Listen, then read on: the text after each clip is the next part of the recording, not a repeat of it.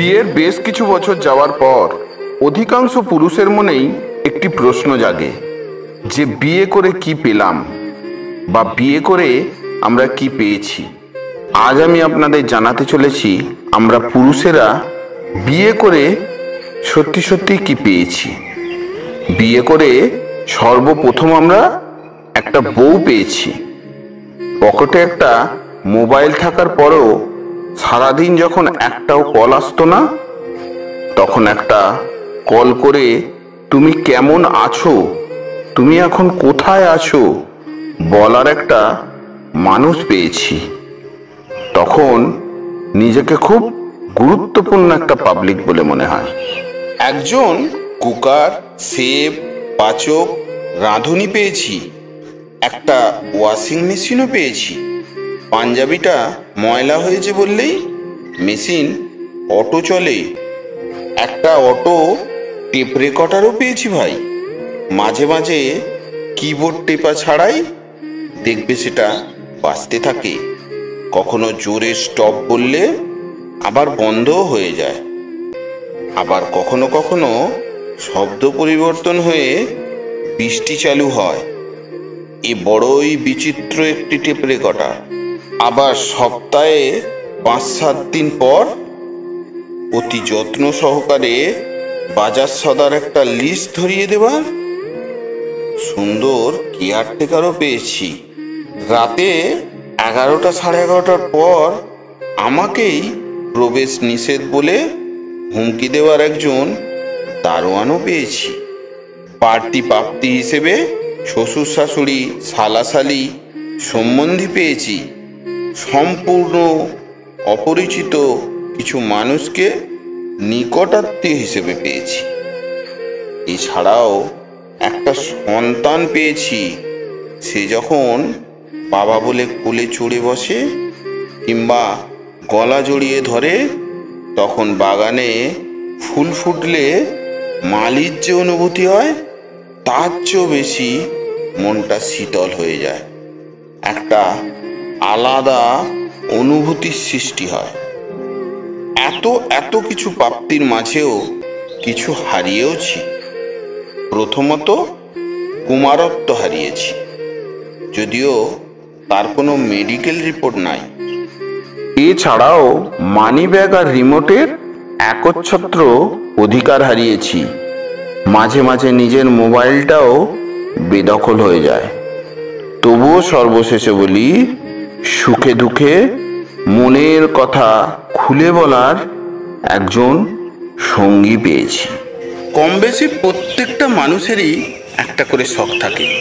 বিভিন্ন মানুষের বিভিন্ন রকমের শখ। কেউ ঘুরতে যেতে ভালোবাসে, কেউ বাগান করতে ভালোবাসে, কেউ সেলাই করতে ভালোবাসে, আবার কেউ রান্না করতে ভালোবাসে। আমাদের যার শখ যাই হোক না কেন, জীবন থেকে একটু সময় বের করে সেই শখের কাজটা করা উচিত। কারণ কি বলুন তো, আমাদের বেঁচে থাকতে গেলে মানসিক শান্তির প্রয়োজন। আর শখের কাজগুলো মানুষ যখন করে তখন সে মানসিকভাবে শান্তি পায়। তাই মানসিক শান্তিতে সুন্দরভাবে বেঁচে থাকতে গেলে আমাদের শখের কাজগুলো অবশ্যই করা উচিত। আমরা মানুষ অনেক সময় অনেক ভুল করি, যেগুলো উপলব্ধি করতে পারি না। যেমন ধরুন, আমাদের একজন খুব দুঃসম্পর্কের আত্মীয়, যার সঙ্গে প্রায় যোগাযোগ নেই বললেই চলে, কিন্তু সে খুব ধনী। সেই মানুষটিকে আমরা লোকের সামনে খুব কাছের মানুষ হিসেবে পরিচয় দেওয়ার চেষ্টা করি। এতে আমরা খুব আনন্দিত হই, গর্ববোধ করি। কিন্তু বাড়িতে আমাদের খুব কাছের একজন আত্মীয়, সে আমাদের বাড়ির পাশেই থাকে, কিন্তু সে গরিব। তাকে আমরা আপন বলে পরিচয় দিতে লজ্জা পাই, খুব সংকোচ বোধ করি। এটাই আমাদের মস্ত বড় ভুল, যেটা আমরা উপলব্ধি করতে পারি না। এটা আমাদের কখনোই করা উচিত নয়। মেরে ভাই, কখনো একান্তে বসে একটু ভেবে দেখো যে তুমি যদি এই পৃথিবীতে না থাকো তাহলে কার কি যায় আসে। যাদের যায় আসে শুধু তাদেরই তোমার জীবনে রেখে বাকি সবাইকে বাদ দিয়ে দাও। দেখবে জীবনে সুখে থাকবে। ভগবান শ্রীকৃষ্ণ বলেছেন, কারণ যাই হোক না কেন জীবনে যাই ঘটে যাক না কেন কখনোই মাথা গরম করতে নেই, কখনো চেঁচিয়ে কথা বলতে নেই। সবসময় মন শান্ত রাখতে হয়। মনে রেখো, চেঁচিয়ে কখনোই কোনো সমস্যার সমাধান হয়নি, বরং চুপ থেকে সমস্যার সমাধান হয়েছে। কষ্ট তোমারই হবে, দুঃখ তোমারই হবে। আবার যদি তুমি মন শান্ত রাখতে পারো, জীবনে সুখী তুমিই হবে। কেউ একজন একটা সুন্দর কথা বলে গেছে যে সৎ লোকেদের ভগবান অনেক পরীক্ষা নেয়, কিন্তু সঙ্গ কখনো ছাড়ে না, সব সময় সঙ্গ দেয়। কিন্তু অসৎ লোকেদের ভগবান টাকা পয়সা ধন দৌলত দেয় তো অনেক কিছু, কিন্তু সঙ্গ কখনো দেয় না। জীবনে এই 5টি কথা মেনে চললে আপনি সব জায়গাতেই দাম পাবেন। 1, কাউকে একসঙ্গে 3 বারের বেশি ফোন কল করবেন না। যেহেতু আপনার ফোন কল রিসিভ করছে না, তার মানে ব্যক্তিটি আপনার ফোন কল রিসিভ করার চেয়েও গুরুত্বপূর্ণ কোনো কাজে ব্যস্ত আছে। 10 থেকে 15 মিনিট পরে চেষ্টা করুন। 2, কারোর কাছ থেকে টাকা ধার নিলে সেটা অবশ্যই ফেরত দিন। যদি ঋণদাতার মনে নাও থাকে, তবুও তাকে সময় মতো ফেরত দিন, বা তাকে এমনভাবে পুষিয়ে দেবেন যেন তার মনে শান্তি আসে। তার সাথে ভদ্র ব্যবহার করুন। 3, কোনো মানুষকে এখনো তুমি বিয়ে করনি কেন, বা তুমি এখনো নতুন বাড়ি কিনছো না কেন, এই ধরনের প্রশ্ন করা থেকে বিরত থাকুন। 4, অন্যের মতামতকে সম্মান জানাতে শিখুন। কারোর কথার মাঝখানে কখনোই কথা বলবেন না। তার কথা শেষ হলে তারপর আপনি কথা বলা শুরু করুন। 5, কেউ যদি কোনো ছবি দেখানোর জন্যে তার ফোনটা আপনার হাতে দেয়, তাহলে নির্দিষ্ট ছবিটাই দেখুন, গ্যালারির এপার ওপার করবেন না। অতিরিক্ত বুদ্ধিমান কাউকে বিয়ে করবেন না, কারণ দিনের শেষে তারা সম্পর্কটাকে মাথা দিয়ে মাপে। আর যারা মাথা খাটিয়ে সবসময় লাভ লোকসানের কথা চিন্তা করে, তারা কখনোই মন থেকে কাউকে ভালোবাসতে পারে না। একটু কথা বললে যে মানুষটি খুশি থাকে, তাকে অবহেলা নামক বিষ দিয়ে কখনোই মেরে ফেলবেন না। যে ভালোবাসাতে বিশ্বাস আর ভরসা থাকে, সেই ভালোবাসা ভেঙে দেওয়ার মতো ক্ষমতা কারোর থাকে না। যাকে সত্যিকারের ভালোবাসা যায়, সে অতি অপমান আঘাত করলেও, হাজার ব্যথা দিলেও তাকে কখনোই ভোলা যায় না। তুমি যাকে ভালোবাসো, সেও তোমাকে ভালোবাসবে এমন কোনো নিশ্চয়তা নেই। ভালোবাসা কোনো ধন সম্পত্তি বা মোহ নয় যে জোর করে তাকে পাবে। মন থেকে ভালোবেসে যাও, বাকিটা সময় বলে দেবে। সে মানুষটার ভরসা কখনোই ভেঙো না, যে সব হারিয়ে শুধু তোমার ভরসায় বেঁচে আছে।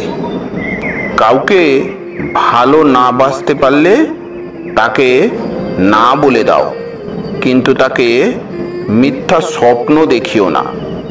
আগে শুনেছিলাম কষ্ট করে পাওয়া ভালোবাসা নাকি অনেক মজবুত হয়, আর এখন বুঝলাম ভেজালের যুগে কষ্ট করে কোনো খাঁটি ভালোবাসা পাওয়া যায় না।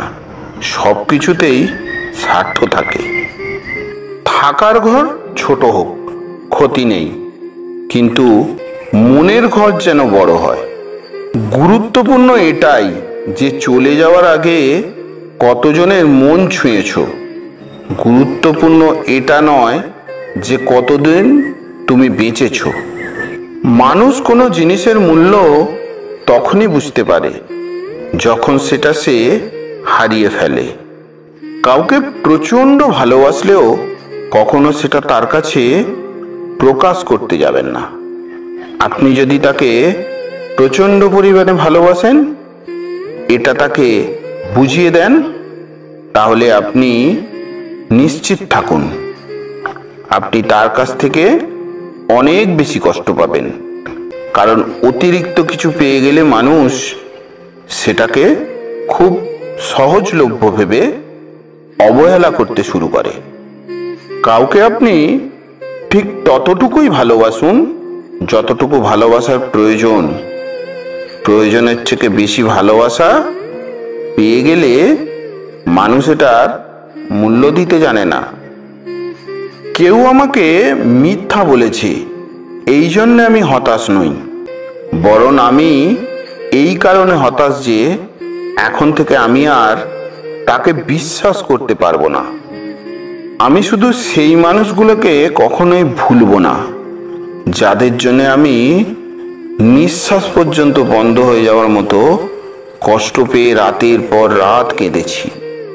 অপরাধ না করেও যখন তুমি অপরাধী হয়ে যাবে, তখন চুপ থাকাটাই সব থেকে ভালো। কারণ চিৎকার করে তুমি কখনোই নিজেকে নির্দোষ প্রমাণ করতে পারবে না। কেউ যদি তোমার প্রতি রাগ করে, তাহলে তার রাগ ভাঙাও। যদি অভিমান করে, তাহলে তার অভিমানটাও ভাঙাও। আর কেউ যদি তোমার মেসেজে বিরক্ত হয়ে মেসেজ দেওয়া বন্ধ করে দেয়, তাহলে তাকে আর তোমার জীবনে ফিরিও না, তাকে আর মানাতে যেও না। কারণ কারোর বিরক্তির কারণ হওয়ার চেয়ে নিজের অভিমান নিয়ে বেঁচে থাকা অনেক ভালো।